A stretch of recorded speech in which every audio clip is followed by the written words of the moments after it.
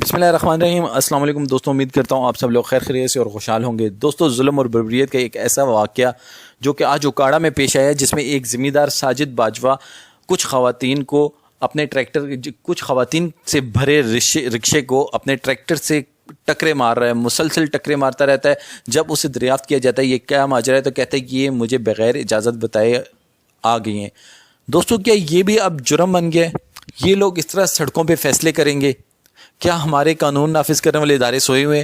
کیا ان کو نہیں پتہ؟ وہ سوئے ہوئے سرے عام سڑک پر کسی انسان کی اتنی جرت نہیں ہے کہ وہ ادھر جائے اور اسے پوچھے کہ یار تم کیا کر رہے ہو، تمہیں اس بات کا کوئی حق نہیں ہے؟ کیا وہ اس قدر با اثر تھا؟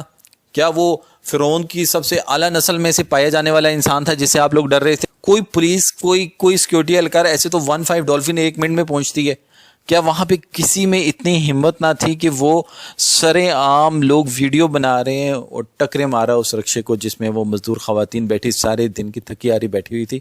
نہ جانے ان کے دل پہ کیا گزری ہوگی، وہ کس طرح سے اس سارے ٹارچر کو سہتی رہی ہوں گی، کس طرح کے دماغی تناؤ سے، ذہنی تناؤ سے وہ گزر رہی ہوں گی۔ دوستو، اس کا اندازہ کرنا مشکل ہے، لیکن میں اس ٹائم ریاست مدینہ کے دعوے داروں سے یہ کہنا چاہتا ہوں کہ آپ کو اس کا نوٹس لینا چاہیے۔ اگر آپ اس کا نوٹس نہیں لیں گے تو کل کو جو عوام آپ سے اتنا پیار کرتی ہے، یہی عوام آپ کو جوتیاں، کیونکہ ریاست مدینہ میں کچھ اس طرح کے واقعات ہو رہے ہیں جو کہ نہیں ہونے چاہیے۔ دوستو، اگر ہماری آج کی ویڈیو آپ کو اچھی لگی ہو تو ہمارے چینل کو سبسکرائب کریں اور بیل بٹن کو کلک کرنا نہ بھولیں تاکہ ہماری آنے والی ویڈیوز آپ تک بآسانی پہنچ سکیں۔